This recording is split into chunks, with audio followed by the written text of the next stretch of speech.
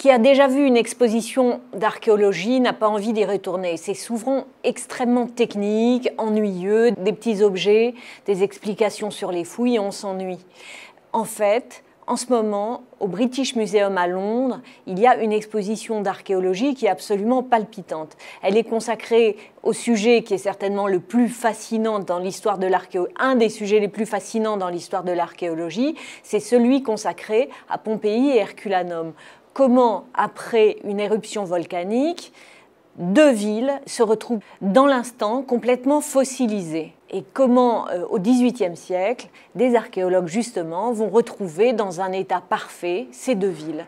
Et en fait, cette exposition raconte la vie quotidienne à Herculanum et Pompéi. Alors on y découvre des choses très étonnantes, par exemple que la femme, même si la femme n'a pas le droit de vote dans cette démocratie, elle a un rôle très important. On le voit dans cette mosaïque qui représente Monsieur le boulanger et son épouse, et c'est elle qui tient la bourse, c'est elle qui contrôle le foyer. On y voit aussi d'autres choses très surprenantes comme l'omniprésence du phallus dans la décoration.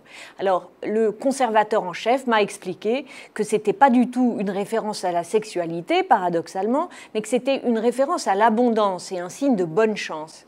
Et comme ça, on se promène dans cet espace qui est quelquefois un peu ingrat et on comprend ce qui se passait dans cette ville de l'Antiquité. La liberté donnée aux esclaves, l'esthétique, le sens esthétique, le savoir-vivre. C'est fascinant, je vous conseille d'aller au British Museum voir cette exposition. Merci, à bientôt.